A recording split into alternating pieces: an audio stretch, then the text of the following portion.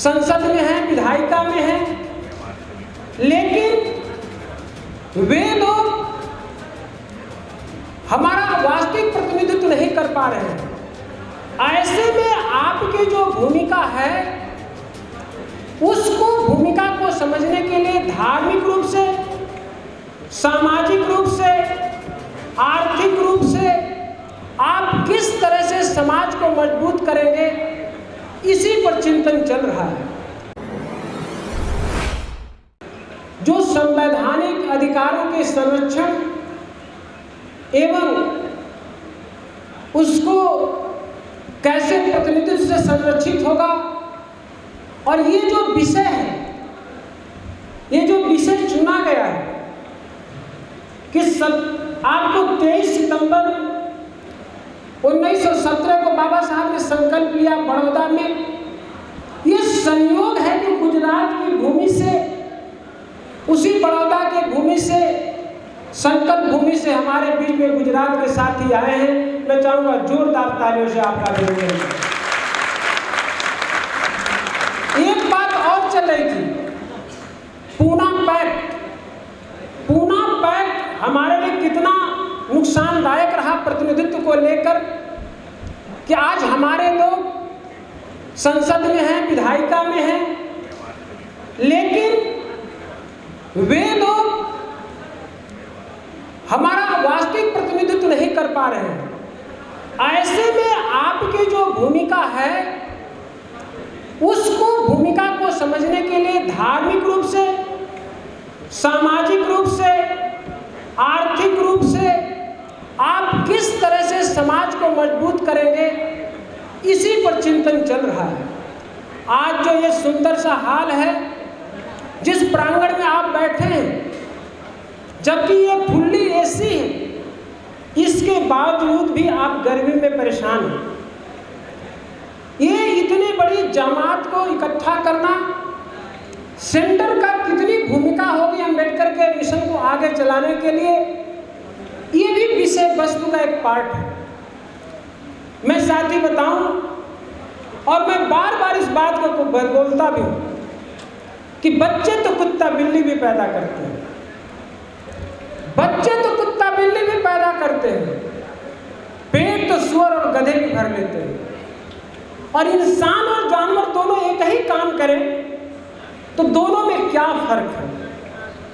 लेकिन आप इंसान और जानवरों में क्या अंतर होता है, आपने ये बता दिया कि हम लोग केवल बच्चे ही पैदा नहीं किए, पेट ही नहीं भरते, बाबा साहब का दिया हुआ ये जीवन है तो उसको हम लोग समाज में समर्पित करने के लिए तैयार हैं। ये बहुत बड़ी उपलब्धि है। बलिया से, एटा से, मैनपुरी से, कासगंज से, आजमगढ़ से, देवरिया से, बलिया से, चंदौली से, मिर्जापुर से, इलाहाबाद से, ये तमाम जनपदों के साथी आए हैं। बिहार के कई जिलों से लोग आए हैं, गुजरात के भी कई जिलों से लोग आए हैं। आखिर क्यों आए हैं? इस क्यों के प्रश्न में सारा मिशन समाहित है।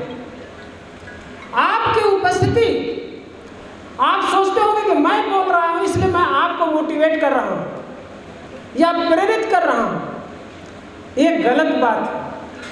सही बात यह है कि आप इतना जन सैलाब जो बैठ करके, ये जो मिशनरी बैठ कर जो हरे नीला कपड़ा पहन करके, नीला पहचान, बाबा साहब के नीले कोट की पहचान लेकर बैठे हैं, ये आत्मसम्मान की जो प्रकट कर रहे हैं, ये महत्वपूर्ण बात है। कितना अच्छा लग रहा है। मैं कई बार इस फोटो को बनाया और मैं वीडियो भी बनाया। ये इस लाइन से इतने डिसिप्लिन में मिशनरी साथी बैठे हैं, ये पानी तक नहीं पिए हैं। वहां से आए मिर्जापुर से, जिले से, यहाँ से 35-40 किलोमीटर दूर से, लेकिन सीधे हॉल में आए। और एक बात समझ लेना, ये जवानों का देश है भारत। यहाँ पर 65% आबादी युवा है, यंग जनरेशन है, और 35% बूढ़े लोग हैं, और एक यूनिवर्सिटी कॉलेज में एक नारा लगाते थे कि जिस ओर जवानी चलती है उस ओर जमाना चलता है। और आज महसूस हुआ, ये जब मैं गया था भंते जी को छोड़ने और उससे पहले ही भंते जी को रिसीव करने, तो मैंने देखा कि ये जांबाज साथी आए हुए हैं। और रियली में 100 बूढ़ों की बात नहीं कर रहा हूं, और बूढ़ा का मतलब शारीरिक रूप से बूढ़ा नहीं, मानसिक रूप से बूढ़ा। नहीं तो मुझे भी आप लोग काउंट उसी में कर लेंगे, इसलिए मैंने अपने को सेव कर लिया। हमने कहा कि आप लोग बूढ़े की बात करेंगे तो आप लोग हमें को रिजेक्ट कर देंगे। तो मानसिक रूप से बुढ़ा, शारीरिक रूप से तो आप कितने बलवान हो, कितने पहलवान हो, कोई मतलब नहीं। अंबेडकर मिशन की कितनी पहलवानी है, कितनी मजबूती है, कितनी नौजवानी है, इस बच्चों ने दिखाया और आप लोगों ने आकर के दिखाया। इसके लिए कोटि साधुवाद। मेरे साथियों, विषय बहुत ही प्रासंगिक है। कुछ लोग मेरे से बड़ी सवाल करते हैं कि ये संगठन के लोग पैसा मांगते हैं। हमने कहा बिना मांग का दुनिया का एक सेटअप सिस्टम है कि डिमांड जब तक नहीं होगी तब तक सप्लाई नहीं होती। जब तक आपको भूख नहीं लगेगा तब तक आप खाने का खोज नहीं करेंगे। आज वही कारण है कि वैचारिक के प्रचार प्रसार के लिए, आंदोलन को आगे बढ़ाने के लिए कहाँ बैठेंगे। और जब इस बात को मैंने सोचता हूं कि एक दिन तो हम भी मर जाएंगे, एक दिन आप भी मर जाओगे, उस समय मैं सोचता हूं कि ये जो समाज के जिसे आप बहुत शासक मानते हैं, जिसे विद्वान समझते हैं, वो आखिर विद्वान बनते कैसे। और दुनिया में विद्वान बनने के लिए 3 ही विधा है, देख करके, सुन करके और पढ़ करके। उस विधा में भी यह है कि 95% लोग केवल सुन के सीखते हैं। तो 95% को इकट्ठा करना और उनको सुनाने की जिम्मेदारी आप सबकी है। तो उसके लिए एक सेंटर की जरूरत पड़ेगी। जो क्रांति की, अंबेडकर मिशन की जो क्रांति है, और अंबेडकर मिशन की क्रांति जब हम लोग बोलते हैं तो उसमें 3 महापुरुष समाहित हो जाते हैं। बुद्ध की क्रांति आ जाती है, फूले की क्रांति आ जाती है, कबीर की क्रांति आ जाती है, फिर सारे महापुरुषों की क्रांति उसमें समाहित हो जाती है।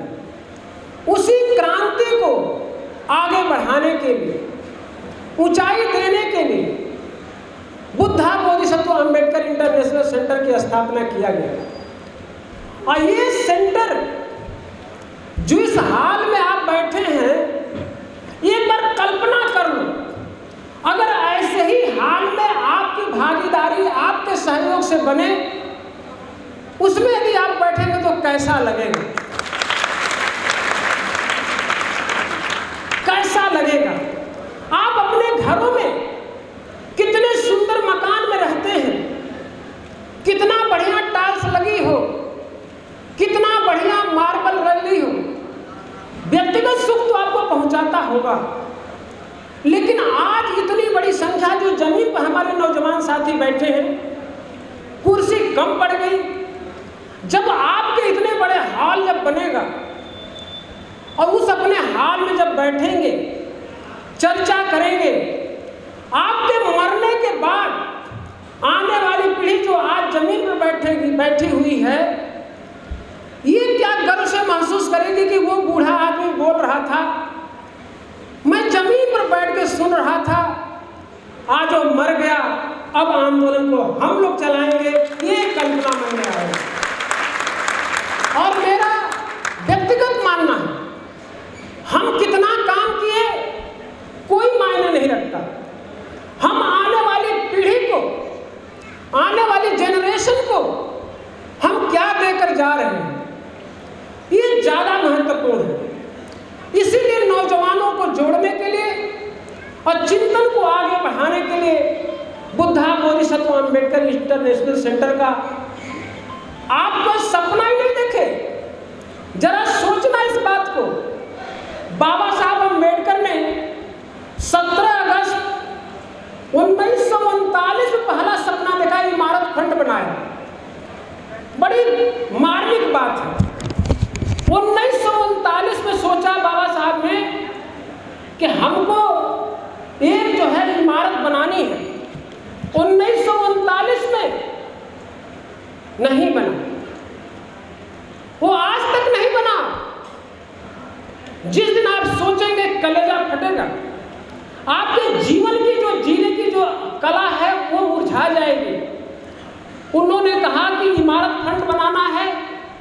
उन्होंने कहा जो 20 रुपया तनख्वाह पाएंगे वो 2 रुपया सहयोग करेंगे, और जो 30 रुपया तनख्वाह पाते हैं वो जो है सहयोग करेंगे 5 रुपया 1939 में। और जो 30 रुपया 50 रुपया तनख्वाह पाते हैं वो सहयोग करेंगे 1 महीने की तनख्वाह।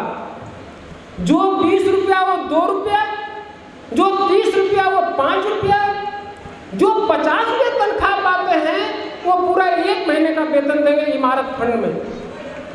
लेकिन हमारे लोग उस बात को नहीं समझ पाए।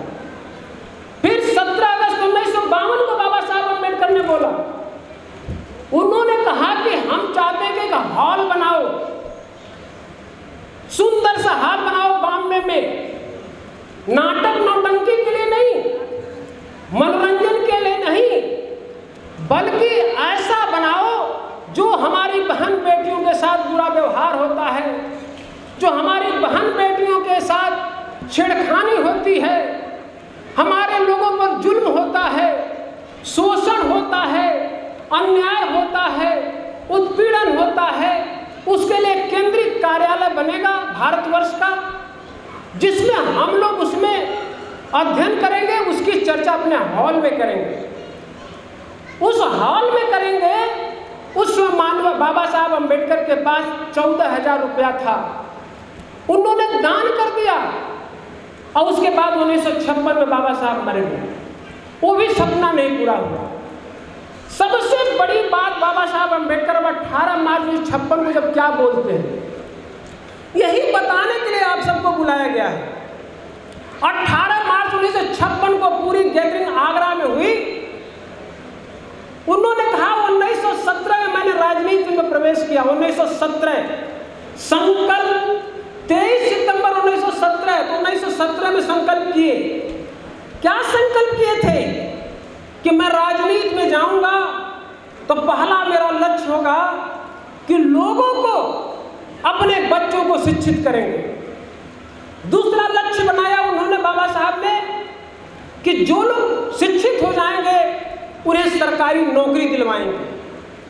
तीसरा उन्होंने प्रण लिया, लेकिन जो लाचार बेबस, जो नौकरी मिल जाए तब भी कहते हैं कि हम ईश्वर की कृपा है, कोई दुर्घटना घट गई तब भी ईश्वर की कृपा है, तब उन्होंने कहा कि भाग्य भगवान के आधार पर जो जीवन जी रहे हैं उनको मैं बौद्ध धर्म देकर के मानव धर्म दूंगा।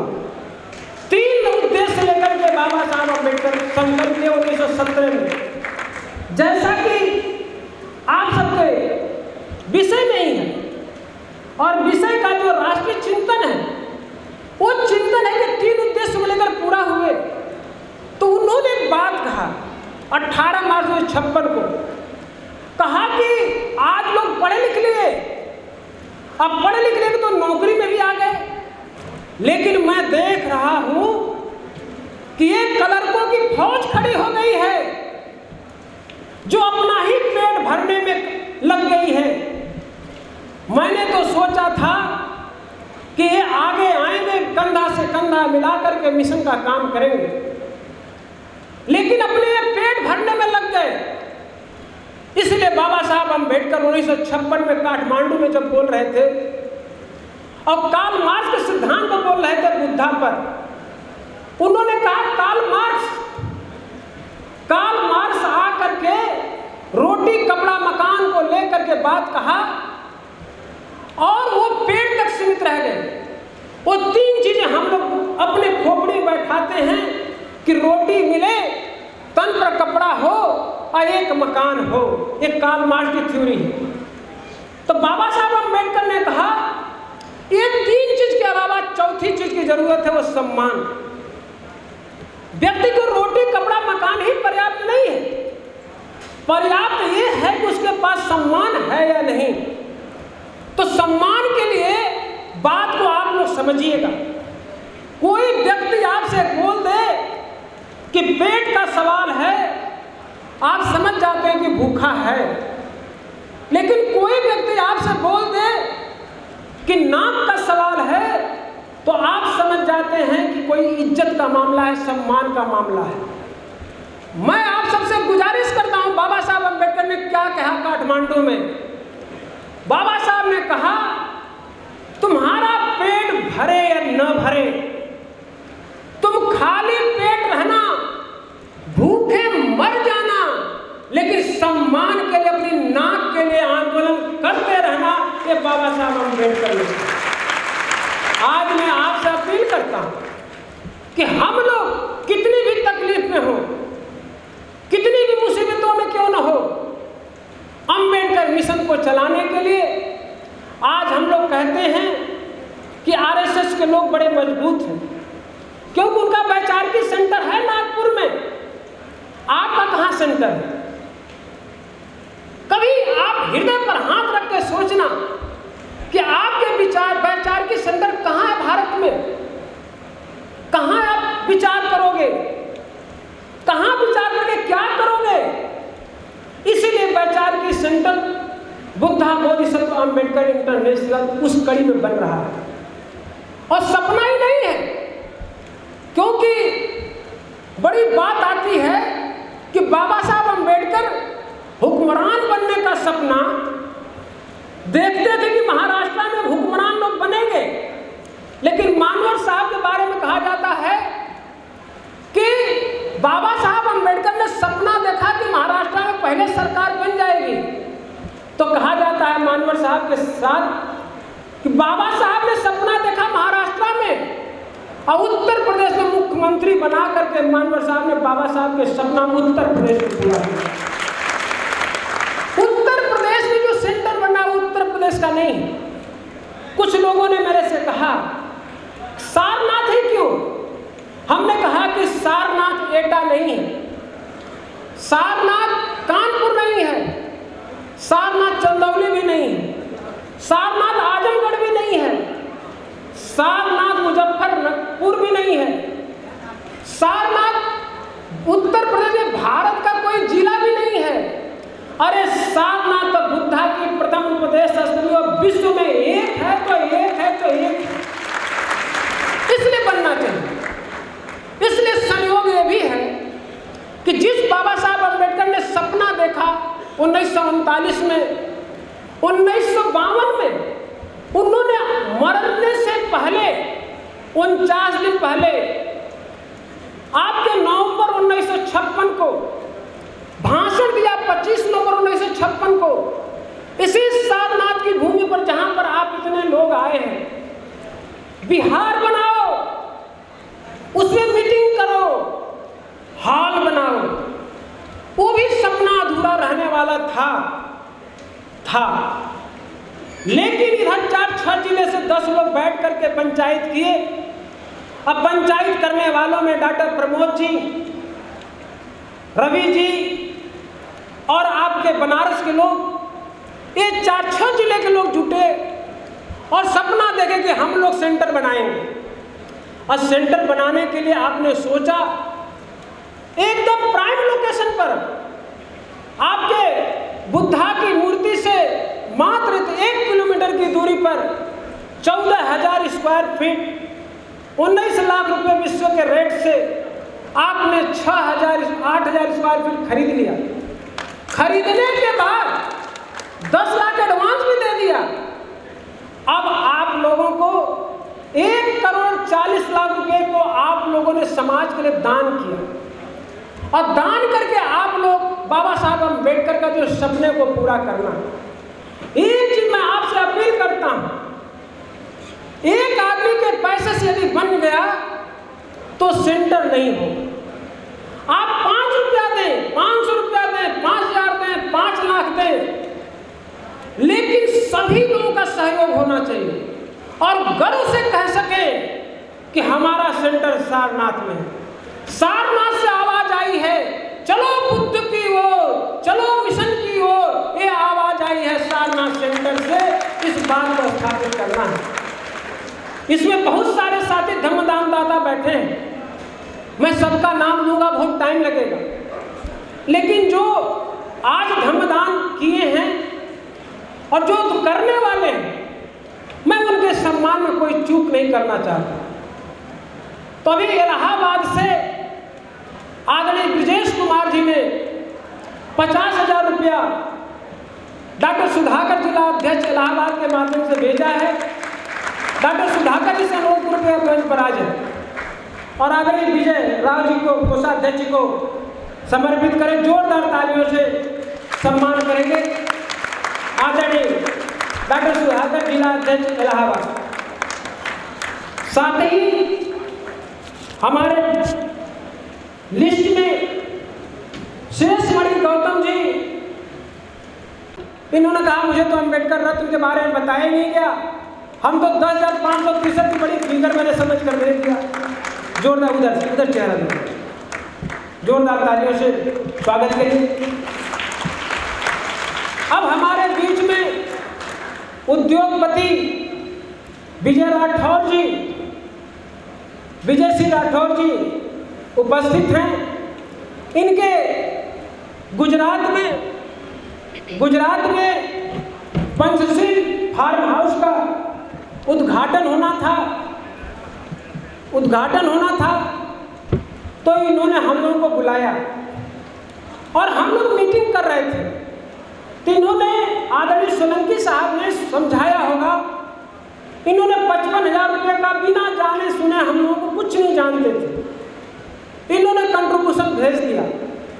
जब इनके फार्म हाउस पर गए हम लोग, और उसी से सोलंकी जी ने 5 लाख रुपए का कंट्रीब्यूशन दे दिया। तो रिटायर हो चुके हैं सोलंकी जी। तो आदरणीय विजय राठौर जी ने बोला कि हमें भी 5 लाख रुपया, हम तो 1 करोड़ रुपया चंदा दे चुके हैं कहीं इधर उधर, लेकिन ये तो बाबा साहब अम्बेडकर का मामला है, लेकिन मैं 5 लाख रुपए का धर्मदान करूँगा। तो उन्होंने 5 लाख रुपए का धर्मदान किया है। मैं चाहूँगा कि कृपया उन्हें स्मृति चिन्ह दे करके सभी लोग सम्मानित कर लें। आदरणीय विजय राठौर जी माला पहने, वही खड़े हैं। जोरदार तालियों से आप अभिनंदन करेंगे मैडम पारुल मैडम का, माला पहना दीजिए। हाँ, जोरदार तालियों से अभिनंदन करें।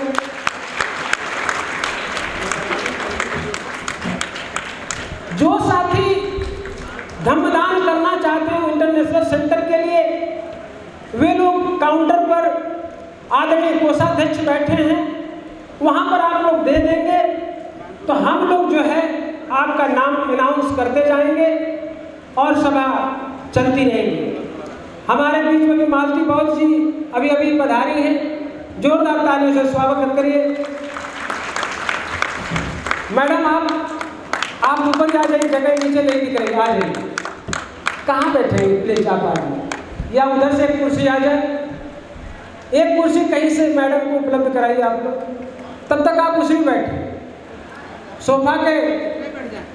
हाँ, इस पर बैठे बच्चा तू बैठ जाओ, इस पर बैठ जाओ, इस पर। हाँ, बैठ जाओ। हाँ, इस पर फोटो भी अच्छा है। जोरदार तालियों से स्वागत करिए।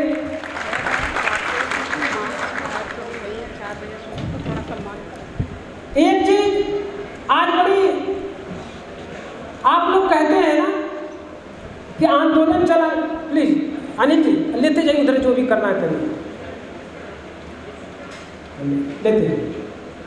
आज देखिए बड़ी अजीब घटना घटती है। ये आदरणीय विजय राठौर जी यहाँ पर हैं और एक बात हम लोग कहते हैं कि बाबा साहब अम्बेडकर की बेटा मर गया, और वो बेटा मर गया तो चले गए हम लोगों को अधिकार दिलाने के लिए। आज ही सुबह खबर आई कि विजय राठौर जी की नहीं रही। इनकी माताजी एक्सपायर कर गए। इन्होंने कहा माताजी एक्सपायर कर गई, बाबा साहब का बेटा मर गया, बाबा साहब की पत्नी मर गई, मानवर कांचराम के माता पिता सब मर गए। जब उन्होंने नहीं मिशन छोड़ा तो हमें भी मिशन नहीं छोड़ना है। पहले मैं मिशन का काम करूंगा, इसके बाद तो सरकारें होगा। दान करेंगे 5 आज कर रहे हैं।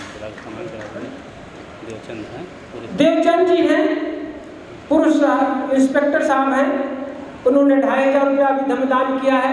5000 की गोल्डरा लिए हैं, कृपया आ जाए उनके पास में, कृपया इनका हाँ प्लीज आप विजय राव जी उनको दे दीजिए। विजय राव जी जोरदार तालियों से देखिए, अपने धर्मदान दाताओं का बहुत सम्मान करते रहिए। हाँ वो भी मन्नन साहब, क्या वो भी मन्नन जी को बुला लीजिए। वो भी मन्नन साहब को मंडल अध्यक्ष, मंडल महासचिव आजमगढ़, अरे प्रांतीय संगठन सचिव मन्नन जी मऊ से हैं। जोरदार, ज्यादा टाइम मत लीजिए प्लीज।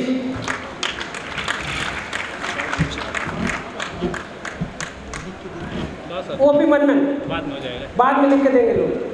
वो भी मन्नन सर, आप 2-4 माला ले लीजिए, बहुत फास्ट करिए। जोरदार तालियों से अभिनंदन करें। देखिए त्याग है, समर्पण है, और इस समर्पण को उनका सम्मान मिलना चाहिए। राकेश कनौजिया 5000 रुपये पन्नों दिए थे चेक के माध्यम 2767 रुपये। 2767 रुपये कहाँ है कनौजिया जी? आप अर्चन ये 5000 दे चुके हैं, 2767 रुपया अभी दे रहे हैं धर्मदान। जोरदार तालियों से अभिनंदन करें, जोरदार तालियों से अभिनंदन करें। मेरे साथियों, आप लोग ये सोचते होंगे कि ये जो त्याग है, 5 लाख का त्याग हो, 500 का त्याग हो, 5 रुपये का त्याग हो, 5 करोड़ का त्याग हो, त्याग की अपनी परिभाषा होती है। आप लोगों ने बाबा साहब अम्बेडकर के सपने को पूरा करने में लगे हैं।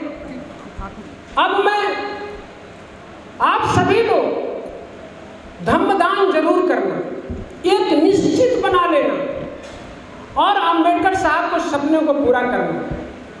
और एक बात को कहते हुए अगले वक्ता को मैं आमंत्रित करने जा रहा हूं कि ये जो 17 सितंबर 1917 का जो मामला था प्रतिनिधित्व का, तो जो आज हम लोगों को प्रतिनिधित्व मिला है, इसको संरक्षित करने के लिए आपको साफ साफ बुद्धा, अम्बेडकर और उस दर्शन को आपको आगे बढ़ाना पड़ेगा।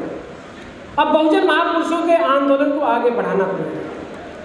इसी के साथ अब मैं अपने वक्ता गाजीपुर से राष्ट्रीय संयुक्त सचिव जयप्रकाश जी को आमंत्रित करता हूँ। सब्सक्राइब करें आपके अपने चैनल समता आवाज़ टीवी को, बेल आइकन दबाना ना भूलें सबसे पहले हमारी वीडियो देखने के लिए।